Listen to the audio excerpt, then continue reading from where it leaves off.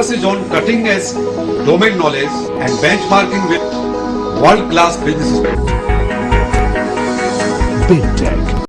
She Speaks is a triannual seminar series that initiates meaningful dialogues relating to gender empowerment. We wish to sensitize and enlighten communities across India. In the last 2 years, we've had 5 editions of She Speaks, where many illustrious women have shared their experience on making the ecosystem friendlier towards working women. It stressed on the fact that if we deprive women from the opportunities of economic participation, we deprive half the global population from making the planet more egalitarian and prosperous. In edition 4, experts analyzed the issue of harassment of women that manifests itself in multiple forms in the home, workplace, city, state, transport system, and across professions or just anywhere. During edition 5, we collected voices from all over the world as we realized that even in the digital age, tagging and typecasting or stereotyping women is a challenge faced by women across all age groups, ethnicities, races, regions, and religions. Currently, the world is witnessing yet another serious form of abuse in the form of sex trafficking or commercial sexual exploitation. The International Labour Organization estimated 21 million individuals are trafficked worldwide and forced into labor. The ILO estimates 11.4 million victims of trafficking are women and girls. According to National Anti-Trafficking Committee, there were 35,000 cases of child trafficking and 1,25,750 cases of women trafficking reported in India in 2016-17, with West Bengal topping in both categories. So in this edition of She Speaks, edition 6, we are all set to discuss this critical and sensitive issue of sex trafficking in our subcontinent. With this, I welcome you all to yet another riveting round of solution-based discussion and a rehabilitation or survivor story of a victim. Welcome to edition 6, Sex Trafficking of Girls and Women in the Subcontinent. Sad commodities, terrible communities, unbearable commodities, whom I have confronted, whom I have seen, with whom I have dealt with. That is dealt with primarily within Immoral Traffic Prevention Act, 1986. Immoral Traffic Prevention Act talks about commercial sex in a very dirty term called prostitution. You know that very well. We don't use this term. We don't use in social parlance, we don't use. I mean, since I run Prayas and I have a lot to do with the voluntary organizations working for the But women. sadly, many organizations continue to No, use this it term, very hurtful. no, not only there, let me inform you. In lot of literature also. The term is the legal term, unfortunately. Unfortunately, even now of course the human trafficking law is coming up. You must have heard that the cabinet has cleared the human trafficking law and things will decidedly change. I had thought and suggested that let ITP be annulled, because ITP should not have a place actually.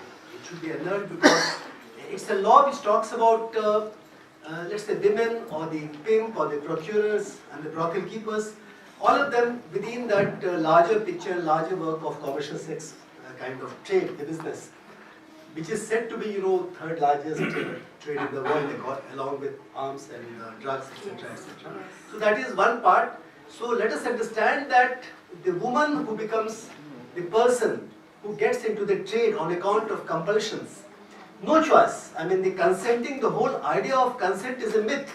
It's a total myth. Let us not talk in terms of consent at all. It's a totally coercive consent. And it's something, which she never consents. I mean, I have dealt with commercial sex workers in big numbers. And I know them. Many of them I have looked after. Several of them I am still guardian to. I look after them. And I know for sure that none of them had anything called consent with their heart. It is all forced situation. It's all compulsion. She is brought into it. Who wants to be in that situation? I mean, kind of having a relationship with somebody is something, but selling out your body for that kind of forced sex is no pleasure. It can't be ever. So that part of it, and unfortunately, I would like to again flag this issue. Unfortunately, under Immoral Traffic Prevention Act, which is even now the law that prevails, under that 70 to 75% of the accused persons happen to be women, and those women who are there, they are locked up, they are prostituted, they are convicted for the simple reason that they look for customers. The soliciting is that section of law, section 8 I think. The soliciting for commercial sex, soliciting for the customers is a crime. And she solicits under those conditions which are defined. And 70% of the cases happen to be against those women who solicit. When they solicit, they become accused. So you are really victimizing the victim. And the word victim is appropriately I am using here because it is total victimization, nothing else.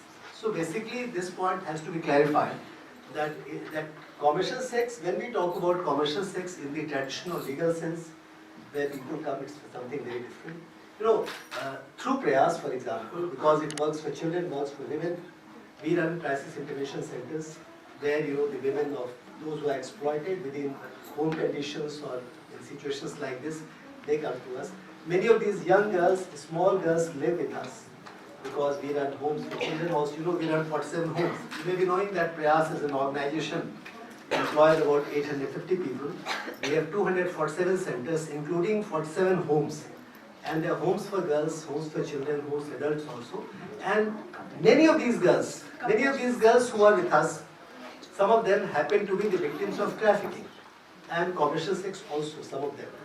And when you take the entire situation into consideration, you will find that nearly 30% of the victims of this kind of commercial sex or whatever happen to be children. They are less than 18 years of age.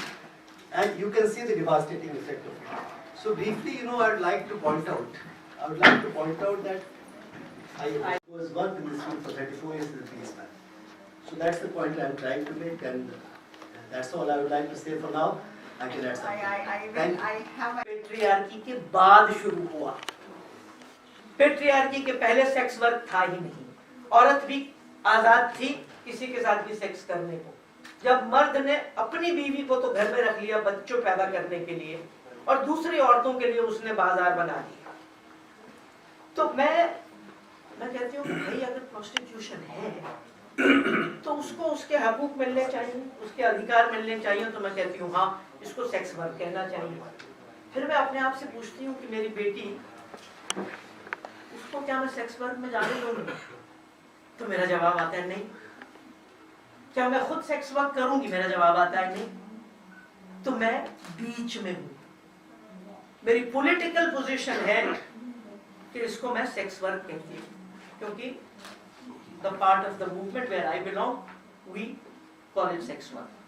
But मैं पूरे दिल से नहीं कह सकती, तो मैं अपनी बेटी के लिए इसको एक वाजिब चीज नहीं समझती। तो मेरी तो बस इतनी सी दरख्वास्त है कि आज इस मुनाफाखोरी के इस बाजार में औरत बिकेगी जब तक खरीदने वाले मर्द होंगे। लड़के बिकेंगे, औरतों के लिए नहीं, उनको भी मर्दों के लिए खरीदार बेचा जाता है। तो थोड़ा बहुत नजर अपने मर्दों पर डालें कि बेचारों का ये सेक्स ऑब्सेशन कुछ हम कम करें। और जब मुझे बाद में ये बोलने को कहेंगे तो मैं आज अपने भाइयों के पुरुषों के बारे में ही बोलने के लिए आई हूँ। Thank you.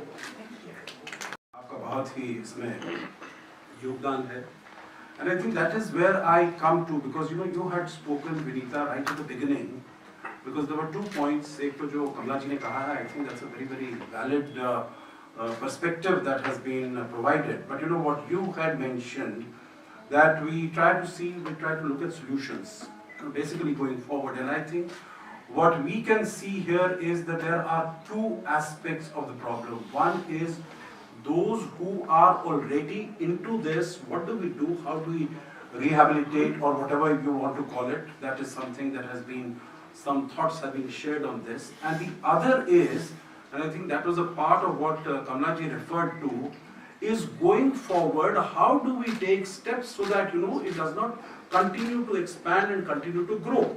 Because Amoji has been in the police, some of our other friends here have also been in the police.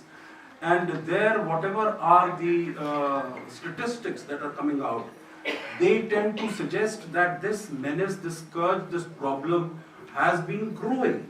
So how do we restrain it? How do we curtail it? How do we arrest it so that it starts coming down? And so one part is in that sense of the solutions going forward. And the other is, I think the point that was made, that we have to look at it in the totality, in the macro system of the dignity of women per se.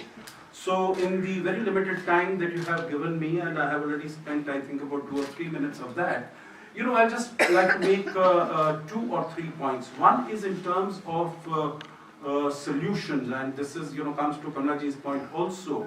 I think what is really required is in terms of changing the mindset, changing the thinking of people. I remember, I think, मैं आपसे ही बात कर रहा था विनीता पहले when I was heading the National Foundation for Communal Harmony, we had done a number of events with the National Commission for Women, basically again focusing on the rights, the problems, the difficulties, and how to bring it up front as far as people are concerned. And in some of the programs, we found that most of the participants were women themselves. I think that is not the problem. The problem really lies as far as men are concerned. And as we started moving, we started sort of expanding the outreach to men. And I think I'm really very happy that in this congregation here today, we have a significant number of men, because I think this is a message which not only needs to be internalized and assimilated, but it also needs to be taken out, taken beyond this. So one is